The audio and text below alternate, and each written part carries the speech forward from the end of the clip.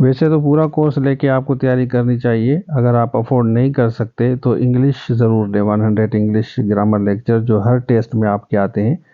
पहले आप ये डेमो लेक्चर देखें, उसके बाद रब्ता करें है इस ना, नंबर पे। विलिंग, जैसे विलिंग आपका लफ्ज है, तो विलिंग वर्ड को इस्तेमाल करने के लिए हमें थोड़ी सी ट्रिक चाहिए। जैसे meaning to be happy to do something, to do something मतलब आप कोई भी अगर काम करते हैं अपनी मर्जी से करें। To be happy to do something मतलब विलिंगली मतलब आप अपनी खुशी से करें अपनी, यहाँ पे इसको मर्जी कह सकते हैं। यहाँ पे आप इसके साथ मर्जी कह सकते हैं कि कोई भी काम करना है अपनी मर्जी से आप करते हैं, तो आप कहेंगे I am willing to do this.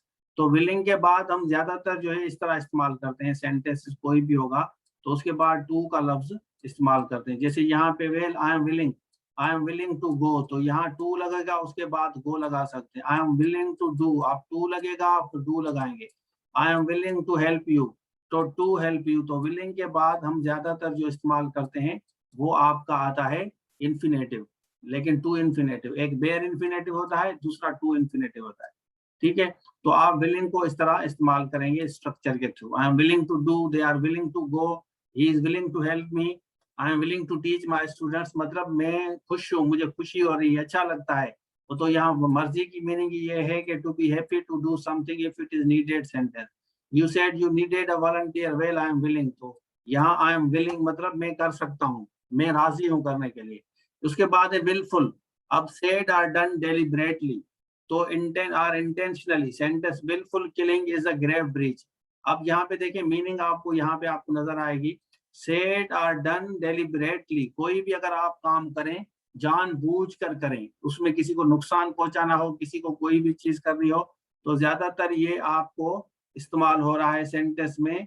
कोई भी इंटेंशनली आप अगर काम करते हैं उसके साथ आप विलफुल, जैसे हमने कहा wilful killing is a grave breach मतलब आप जानबूझकर अगर किसी को मारते हैं।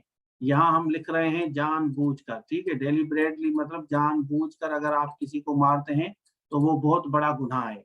ठीक है, तो यहाँ विलफिल आपका होगा, wilful murder, wilful murder, wilful, willing अलग है, विलफुल अलग है। इसके साथ में आपको एक और जो है चीज बताऊंगा, वो बड़ी जबरदस्त है, इसी से रिलेटेड है। जैसे हम लफ्ज इस्तेमाल करते हैं विल, और विल के साथ विल पावर आप इस्तेमाल करते हैं। और जैसे विल, हाँ विल पावर, विल पावर, ठीक है। जैसे हम एक सेंटेंस बनाएं, it was, it was his will. अब यहाँ पे देखें, इसको आप समझ सकते हैं बिल्कुल आसान तरीके से, इसको आप समझेंगे तो आपको आ जाएगा। It was his will to, it was his will to help his, to help his friends. मतलब वो, अब यहाँ पे जो विल है ये मर्जी शो कर रहा है। It was his will, it is my will, it is my will to teach you, to teach you. It is my will मतलब मेरी मर्जी है, तो आप इसको इस तरह भी इस्तेमाल, it is my will, it is his will.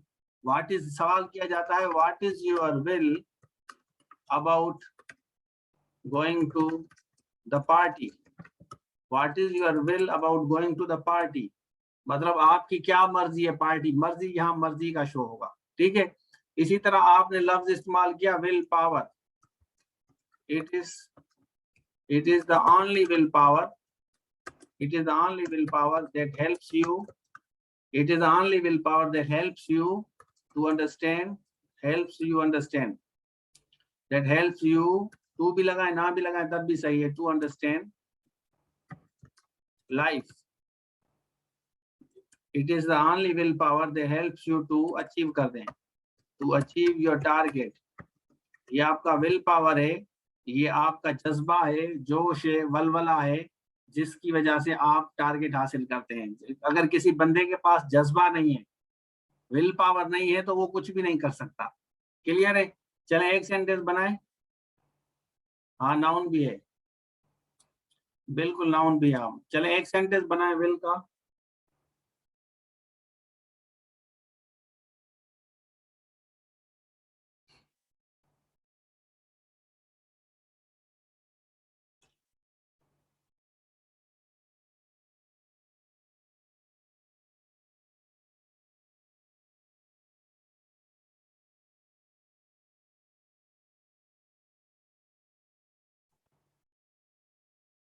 शाबाश, सेंटेंस बनाएं।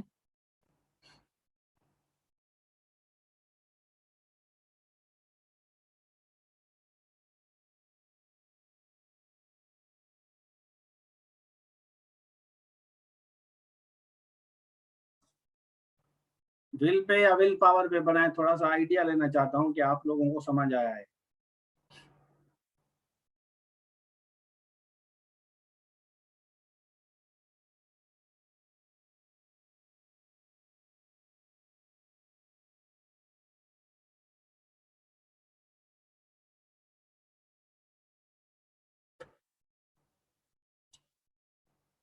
His exercise daily by will. He exercises daily by will. It is my will to become an ASP. It is my willpower. I try to pass. नहीं, passed नहीं होगा, pass होगा. It was his will to protect me from bad company. सही है. We assume no one would have the willpower to do it. शाबाश, very good.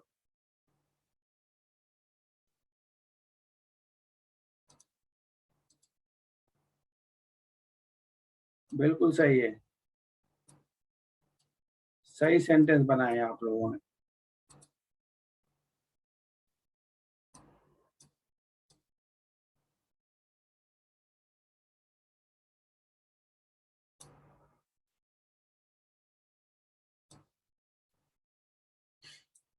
We assume no one would have the willpower.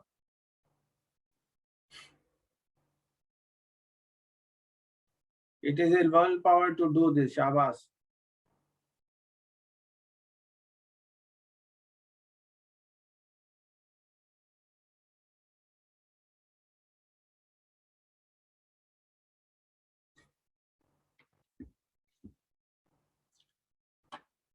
He gets uniform by willpower.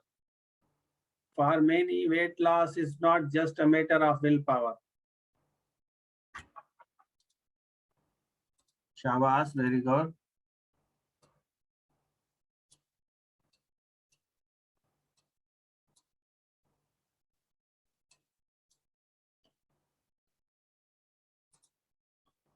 अभी जैसे मैंने आपको एक लफ्ज बताया ना, विलिंगली, आपको बताया ना विलिंगली, तो इसका इंटरनम होता है अनविलिंगली।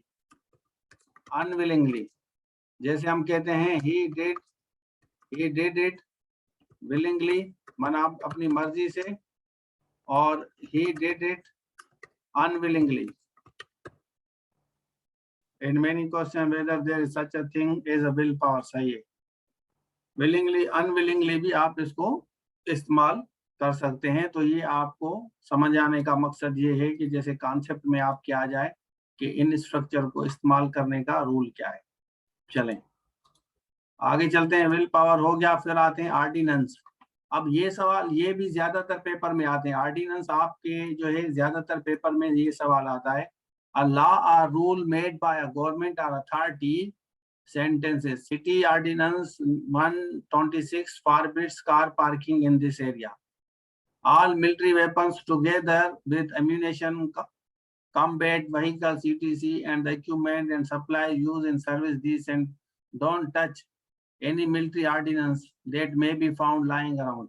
अब इसमें ये सारी चीजें जो भी इसमें दी गई हैं, इनको आप इन सारी चीजों को समझने के लिए थोड़ा सा जहन चाहिए तो आ जाएगा आपको। अब ये ऑर्डिनेंस है, इसकी मीनिंग है लॉ। यहाँ हम लिख लेते हैं अल्लाह और रूल मेड बाय गवर्नमेंट और अथॉरिटी। ठीक है, तो इसमें हम सेंटेंस बना सकते हैं अपनी मर्जी का कोई भी सेंटेंस। सिटी ऑर्डिनेंस 190 हम इस तरह कह सकते हैं, government of Sindh has passed an ordinance of women,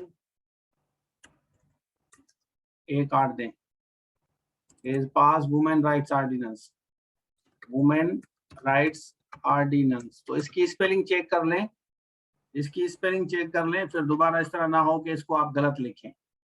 और ये जो ऑर्डिनेंस है इसको आप देख सकते हैं कि ऑल द, यहाँ हमने लिखा है all the military weapons together with the ammunition, vehicles, etc. ठीक है, तो यहाँ आप इसको इस तरह इस्तेमाल कर सकते हैं।